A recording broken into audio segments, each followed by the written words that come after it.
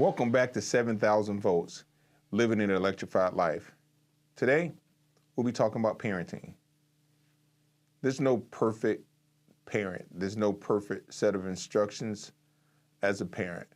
Today, I'll focus on some of my parenting techniques that's helped me navigate the job of parenting of 5 children, 3 boys and 2 girls. Parenting, it can be a challenge, but we have to position ourselves as a parent, not to be our kid's friend, but to be their parent.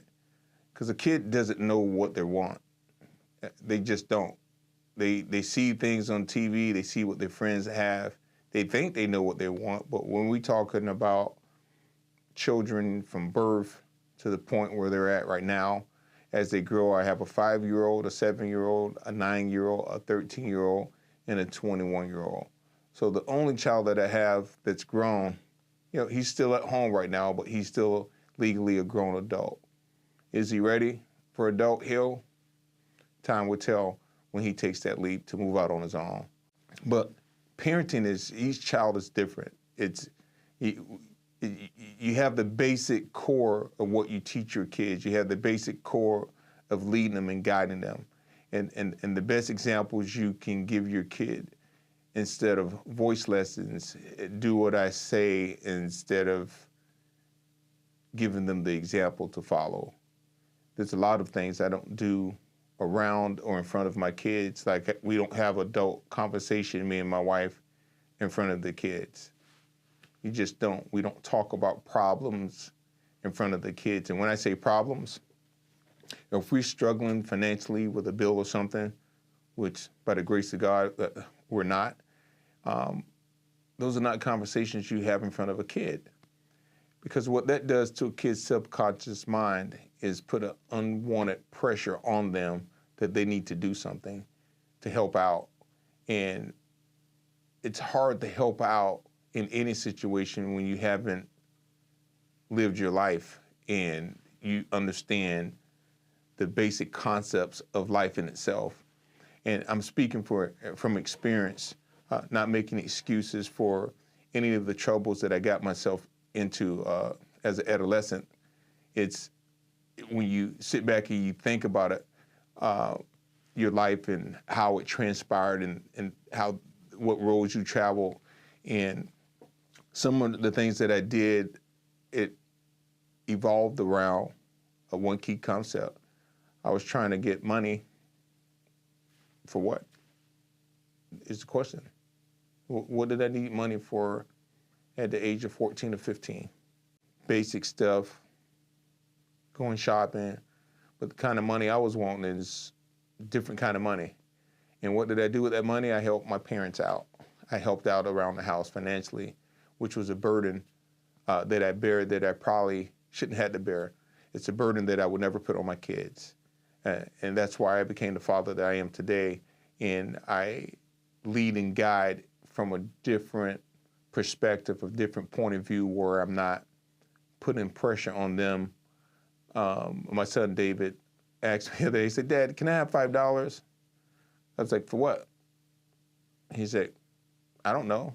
I said, "Well, if you can't tell me why you need $5, I'm not going to give it to you." And he went away. It's funny when a child or a kid, they say, "Man, I need a couple $1,000s or something." And I'm like, "For what? Why? Why does a 9 or a 10-year-old need thousands of dollars?" Either I'm naive or I don't understand the concept of life. So we can answer that in questions or comments. Like, what and why does a kid under the age of 10 or under the age of 18 need this kind of money when they're living at home with both parents, when they don't have bills, when they don't have responsibilities where they need to take care of? And I understand that different circumstances are different. People, they're brought up in different type of homes, in different kind of environments, and that pressure gets on them where they need this. When I really think about it, kids, they're not asked to be brought here. And so once they're here, we are awarded that responsibility to take care of them. We have to create as a parent, a strategic plan on how we're going to raise that child and what type of environment we want to put them in and set them up for success. Too many people are more concerned about being their child's friend than being a parent. And I've seen that through my walks in life. Kids' friends from different, whether it's baseball that my sons play, or it's basketball that my son plays, or gymnastics that my daughter does, or piano or flute that my other daughter does, or football that my oldest son had played. Somehow parents and people have a role, or my child's friend, than their parent. And it's some of the things that are said and done, they're head scratchers. So as a parent, I try to find that balance. Is it perfect? Absolutely not. I just try to find that balance to not be the perfect parent, but just parent and be a parent to the child, navigating them through life so when they're old enough to make the financial decisions and life-changing decisions, they can do it for themselves. I still watch the Andy Griffin Show. It was funny, I was watching this episode when a hobo told Andy that he should let Opie decide for himself how he wanted to live. And Andy paused for a second. He had these words of wisdom for him. No, I'm afraid it doesn't work that way. You can't let a youngin decide for himself. He'll grab at the first flashy thing with shiny ribbons on it. And then when he finds out that there's a hook in the end of it, it's too late. But in the long run, all a parent can do is say, trust me, and keep temptation away. That's our job as a parent, is to keep the temptation away from our child and protect them as long as you can, so they understand right from wrong when they're old enough and wise enough to make those decisions. But as long as we have breath in our lungs, we have to be the best parent by keeping that temptation away from our child. It's like, do you let your kid have much as candy that they want? Well, you got parents that do. And if you look at those cavities that their kids have, it's like, how and why do you have all these cavities? Because they got a parent that let them eat every Skittle and M&M that they can get their hands on. There's no checks and balances. Yep. You can't be your kid friend when it comes to that. But mommy, but daddy, I want.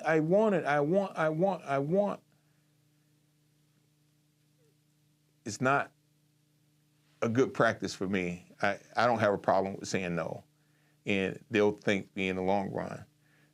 One thing my kids didn't like to do in the beginning, I don't know if any kid did, they didn't like brushing their teeth. There was a fight and a struggle. Now, it ain't a struggle no more. It's like, wait a minute, I forgot to brush my teeth before I went to bed. They don't have to be reminded to brush their teeth. They were taught a good habit.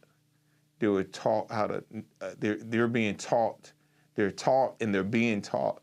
And so the result is they're developing good habits. And so they're good doctor visits. There's good dentist visits when they go visit the dentist. They don't have to get cavities filled. And why is that important? Because that stuff costs money. That stuff messes with their psyche when you get older. If they're missing all their front teeth, or they have all this plaque and cavities on their front teeth, and they don't have a beautiful smile like the next kid might have. And that can go back to the mental health of anybody. Our role is so vital and important to how we raise these kids, because we're shaping their future. If we give them good habits, if we just teach them just some of the basics. And one of the basics is the word no. No, you can't have it. Why? It's not because I said so. It's like, well, I really don't have to explain it. It's no. You're not always going to get what you want. So when my son David comes to me and asks me why life isn't fair, I have to explain that to him. I have to explain life is going to be life. There's going to be ups, there's going to be downs, and you're not always going to get what you want. That's life. And if we're honest with kids, instead of sheltering them to believe everything is a fairy tale and it works out perfect, then they're better prepared for the future. So the gratification that I personally get when I see my kid wanting to read a book, when I see my kid making his bed and doing the basic stuff that he can do for himself. It's funny when I see Michael, my son, pushing his mom away or me. I don't need your help, I can do this myself. That's one of the most satisfying words a child can say to a parent, because now you know what you're doing is rubbing off. It's funny with some of the other things I think they can do themselves, or Michael or David or Gabby, and I see them go to their mom or they come to me, I'll pull it to the side. I would never say this in front of them. I was like, you know you're not helping them, you're giving them a set of crutches. Let them do that themselves. And it's harder for her because she has that motherly instincts that she wants to do more for them, and I have the opposite. I'm like, nope, do it yourself. Nope, do it yourself. And then when they don't ask and I see them doing it themselves, I said, I'm doing my job because I'm teaching them to be independent. And so one of the gratifying things as a parent is to see that your kid is actually learning, has the ability to learn. And it's just baby steps. It's like when they're first starting to walk. You want to see them walk so bad, and you go, oh, come on, you can do it. Come to mommy, come to daddy. Like those moments, those are the most precious moments. And then when a kid starts to talk, what's your first words? Mommy wants it to be mommy, daddy wants to be daddy, grandparents want it to be papa or grandma. But we're so eager to hear them speak for the first time. It's so gratifying with whatever they say. But then when they start talking and putting sentences together, we don't want them to talk no more. They'll be like, whoa, whoa, whoa. Can you, time out, we're gonna play the quiet game. Anybody ever done that? We're gonna play the game, we're gonna see who can be quiet the longest. Such as everything else in their life. You wanna teach them to do it, but you just wanna give them doses, and once you see them do it, you're like, okay, I'm doing a good job. And you can pat yourself on the back at that moment because you're succeeding as a parent. And that's all we want is success. And you want the best, you want your child to have a better life than you do, than you had. At least I do anyway. I want my kids to be able to excel higher heights and deeper depths than I did personally. I don't want them to travel down the same road that I traveled, especially in my early years. I know they're gonna have their bumps and bruises. It's impossible not to. This is the only way for growth in this life. If you don't fail, you can never grow. What goes up must come down. It's just basic principles. It's not hard, it's not rocket science, but you want to give the basic principles to your child so they can navigate through there. It's like our nature is different than an animal's or a fish's. Like they're born with natural instincts. It's funny when I watch the Animal Planet channel and you see a panther or a lion or a cheetah, how they're training their young. They're training them how to hunt. They're training them how to be safe and hide from a predator, but they're being trained. It never seems to amaze me because of the fact that the training, they do have a lot of instincts with their ability, with their speed, but they're also being trained how to stay alive, how to hunt. Because with animals, they can't go down to Publix or the 7-Eleven and purchase a meal. And the same thing with us, we can't go down to 7-Eleven or Publix and purchase a meal without money, so we have to be trained to work. So it's a different balance between the human race and the animal kingdom, but almost the same principle. The Bible says if a man don't work, he can't eat. And so some people are born, or some children are born into different families than other families are born. Other children are born. If I'm saying that correctly, bear with me for a second. It's if you was born into a wealthy family, chances are your family has a nice trust fund set up for you, and you have a real leg up and a advantage in life, because basically, if you're born into a kingdom or a king and your parents are kings and queens, then you're going to have a different lifestyle. You still have to learn the basics of life. You still have to learn how to walk, read, and listen. And then as you get older, you have to apply those principles. You can't, just because you was born in money, it doesn't exempt you from learning what you need to learn. It has to be taught to you. And that's just the simple concept of life. And people, oh, I wish I had this. And like, well, if you did, what would you do with it? So what do you mean? Like, well, if I had this, I wouldn't have to do this. Really? Well, if I was born into money, I wouldn't have to go to school and have an education. Oh, okay. Let me know how that works out for you. Regardless of what part of the world you're born in, what family you're born into, you have to learn the basic concepts of life. You have to learn the basic fundamentals of life that's going to help you go to another level. If you can't read or write, what good are you? If you don't have manners, if you don't have the basic concept of how to treat people and proper etiquette in certain situations, you might not have that many friends. If you don't know how to talk to people, that's going to be challenging in itself. If you don't have respect for other people, that's going to be another challenge for you. We teach our children the basics. That's the basics. Communication is one of the basics.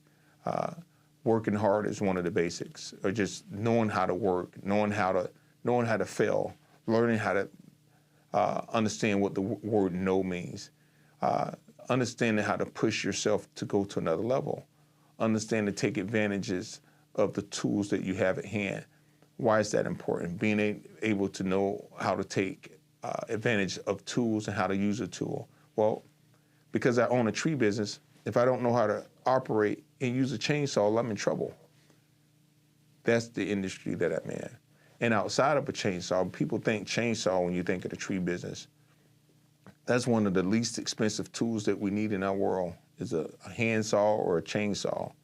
It's the basics that I've understand the whole business of the tree world. When I got electrocuted in 2007, I didn't have the understanding of the tree world that I have today. In fact, if I did, I wouldn't have got electrocuted.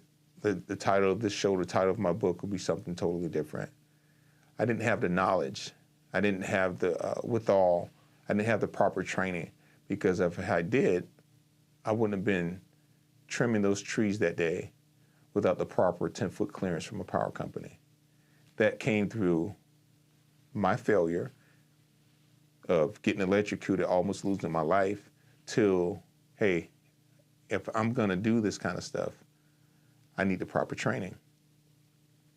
And so because of that, I have a new look on life. I, not only as a business person, but as a parent, most importantly, I know to teach my kids the basic concept. Hey, you can't, it's not given. My son, Michael, he's funny because he's a bulldozer on the basketball court, and he runs so fast, and he's running, but he's still learning at the same time. So I'm not one of those parents to yell at him, like, oh, you're doing this wrong, which I see. The part that gets me when I see another parent scold their child from the sideline on the middle of the court, and the child is like, get flustered. It's like, whoa. And you want to step up and say something and be the superhero for that kid, but you know it's not the time or place, because that can create a conflict, unwanted conflict, and it can end in a totally different way than you expected. So you just have to bite your lip, bite your tongue, and don't say anything. But I always told myself I won't be that parent. I refuse to be that type of a parent to yell at my child or anybody's child for as that goes, and especially when they're messing up, or they might not have the right concept of a sport, especially when you're playing a league and the kids are between 7 and 9 years old. So back to Michael, just to watch his energy out on that court, and in my mind, I want him to understand the way I understand the game of basketball, but he's not ready. Just like when he was a baby, he breastfed and he had the bottle and he drank milk. I couldn't give him a steak. In stages, I can give him steak now at 7. Actually, he loves it, and I don't have to worry about him choking on that piece of meat because he's ready for that level of eating steak. It's tiers and levels to parenting, and if we follow the simple guide of parenting, we'll be okay. It's not rocket science. We can't expect our kids to know something that they wasn't trained. And you can't show and tell a child something one time and think they're going to get it immediately. And sometimes we forget that we were once children, once teenagers, and we made a whole lot of mistakes. In our mind, we want to say that we didn't. Oh, we got it right the first time. I got it the first time I seen it. Kudos to you if you did. But that's not the way the average person learns. It takes time. It's tiers to it. And with the tiers, your child will learn. And it's continuous education. It's continuous reading bedtime stories. It's continuous reading with them. It's continuous throwing the baseball or the basketball. It's continuous playing the piano or sending them to piano lessons or flute lessons or going to gymnastics practice. It's continuous education. It's continuous just training, and it never stops. As they grow, you continue to train. As they graduate from high school and college, if they decide to go to college or they go off to the military, you still could continue to train because your years here on earth, we have learned. My years here on earth, I have learned. And because I've learned, I can shed some light, I can share some wisdom to my children, just like I'm sharing wisdom to you today from the things that I learned, the things that I've learned before now at my current age. I didn't know what I know 5 years ago. I didn't know what I know today 10 years ago, but the fact that I've been through it in business, the fact that I've been through it as a parent, as I learn, I'm just returning what I've learned to help you from traveling down some of the roads that I have to travel down and learn the hard way. Does that exempt you from making mistakes? Absolutely not. And that's the whole point. That's the whole concept. It's okay. I'm here to encourage you, to let you know it's okay. You're going to make mistakes as a parent, as a husband, as a father, as a friend, as a human being in life. And sometimes I think that's where the concept gets lost. Everybody holds everybody else to a higher standard, and they forget the one basic rule. We're human. You're going to make a mistake. You're going to make a mistake yesterday. You made one. You're going to make one today. There's a saying that says you don't throw the dirty bathwater out, the baby out with the bathwater. No, you throw the bathwater out, you make new bathwater. That's how simple that can be. Parenting, it can be easy, difficult, or it can be peaceful. You get to choose. It's not rocket science. For the last time, it is not rocket science. It is taking each day, learning yourself, teaching in a teachable way to your child. The church we go to, as you heard before, Grace Family Church, one of the best things I like about my church is they have a legit and professional children's church where the children learns at their level. The adults get to go to the main sanctuary, the children gets to go to their grade level where they're taught at their level. It's the reason why in school they have different grade levels, pre-K, kindergarten, first, second, and so on. It's so that child can learn at their level. And it's okay to purchase material if you want to teach your child at the level where they can understand and retain. Thank you for listening. Thank you for watching. For more information, visit us on ljtucker.com. Like, comment, and subscribe. Thank you. Have a great day.